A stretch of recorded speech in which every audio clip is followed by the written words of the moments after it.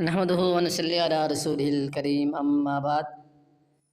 آج کی سیرت میں آپ صلی اللہ علیہ وسلم کے والد ماجد کی وفات، زمانہ رضاعت و طفولیت، جب حضور صلی اللہ علیہ وسلم حضرت حلیمہ سعدیہ کے گھر میں تشریف لائے، گھر میں برکات کا ظہور ہوا۔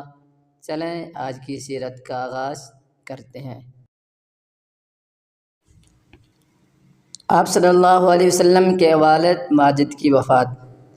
حضرت صلی اللہ علیہ وسلم ابھی تک پیدا نہیں ہوئے تھے کہ آپ صلی اللہ علیہ وسلم کے والد ماجد یعنی عبداللہ کو ان کے والد عبد المطلب نے حکم دیا کہ مدینہ طیبہ سے کھجوریں لائیں۔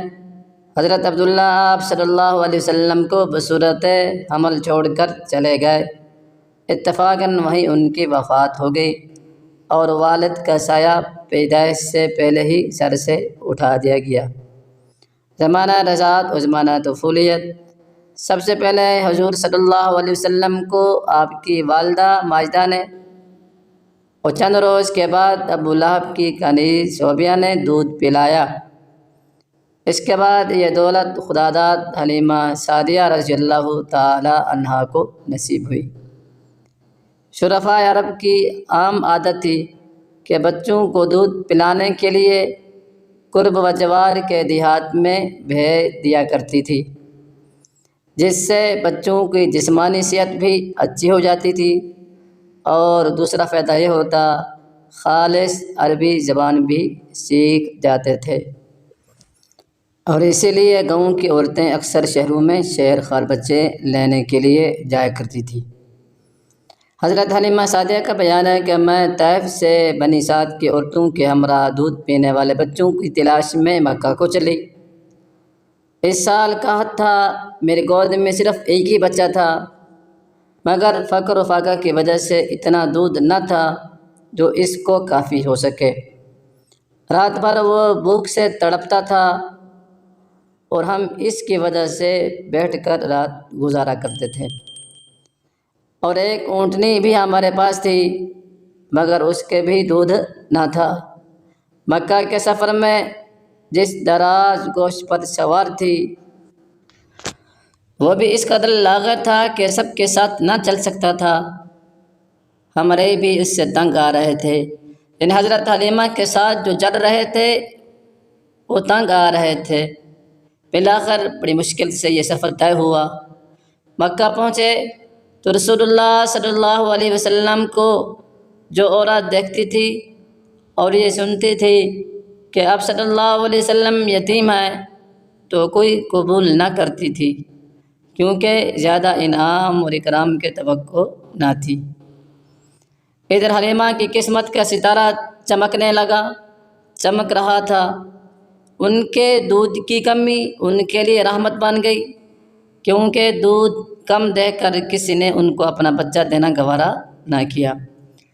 حلیمہ فرماتی ہے کہ میں نے اپنے شوہر سے کہا یہ اچھا نہیں معلوم ہوتا کہ خالی ہاتھ واپس جائیں، سب بچے لے کر جا رہے ہیں، خالی ہاتھ سے بہتر ہے کہ اس یتیم کو لے چلوں۔ شوہر نے منظور کیا اور یہ اس درے یتیم کو لے آئی جس سے آمنہ اور حلیمہ کے گھر نہیں بلکہ مشرق و مغرب میں اجالا ہونے والا تھا۔ خدا کا فضل تھا کہ حلیمہ کی قسمت جاگی اور سرور کائنات صلی اللہ علیہ وسلم ان کی گود میں آ گئے۔ فرودگاہ پر لا کر یعنی انتظار گاہ پر لا کر دودھ پلانے بیٹھی تو برکات کا ظہور شروع ہو گیا۔ اس قدر دودھ اترا کہ آپ نے بھی اور آپ کے رضائی بھائی نے بھی سیر ہو کر پیا اور آرام کے ساتھ سو گئے۔ ادھر اونٹنی کو دیکھا تو اس کے تھن بھی دودھ سے لبریز تھے۔ میرے شوہر نے اس کا دودھ نکالا اور ہم سب نے سیر ہو کر پیا اور رات بھر آرام سے گزاری۔ مدتوں بعد یہ پہلی رات تھی ہماری، ہم نے اطمینان کے ساتھ نیند بھر کر سوئے، رات بھر سکون اور اطمینان کے ساتھ رہے۔ اب تو میرا شوہر بھی کہنے لگا کہ حلیمہ تم تو بڑا ہی مبارک بچہ لئی ہو۔ میں نے کہا کہ مجھے بھی یہی توقع ہے کہ یہ نہایت مبارک لڑکا ہے۔ اس کے بعد ہم مکہ سے روانہ ہوئے۔ میں آپ صلی اللہ علیہ وسلم کو گود میں لے کر اسی دراز گوشت پر سوار ہوئی جس پر آئی تھی، مگر اس مرتبہ خدا کی قدرت کا یہ تماشا دیکھتی ہوں کہ اب وہ اتنا تیز چلتا ہے کہ کسی کی سواری اس کے گردن تک نہیں پہنچتی، یعنی سب سے آگے چل رہا ہے۔ میرے ہمراہی عورتیں تعجب سے کہنے لگی یہ وہی ہے جس پر تم آئی تھی یا تم نے تبدیل کر لیا ہے؟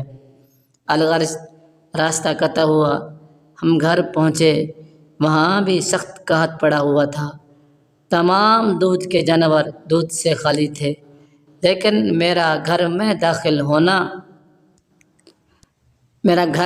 داخل ہونا تھا اور میری بکریوں کا دودھ سے بھر آنا۔ اب روز میری بکریاں دودھ سے بھری ہوئی آتی اور کسی کو ایک قطرہ بھی نہیں ملتا تھا۔ میرے قوم کے لوگوں نے اپنے چرواہوں سے کہا کہ تم بھی اپنے جانور اسی جگہ چراؤ جہاں حلیمہ کی بکریاں چرتی ہیں، مگر وہاں چراگاہ اور جنگل کی خصوصیت نہ تھی، بلکہ کسی اور ہی لال کی خاطر یہ سب کچھ ہو رہا تھا۔ اس کو وہ لوگ کہاں سے لاتے؟ چنانچہ ایک ہی جگہ چرنے کے بعد بھی ان کے جانور دودھ سے خالی اور میرے بکریاں بھری ہوئی آتی تھی۔ الغرض اسی طرح ہم برابر آپ صلی اللہ علیہ وسلم کی برکات کا مشاہدہ کرتے رہے، یہاں تک کہ 2 سال پورے ہو گئے اور میں نے آپ صلی اللہ علیہ وسلم کو دودھ چھڑا دیا۔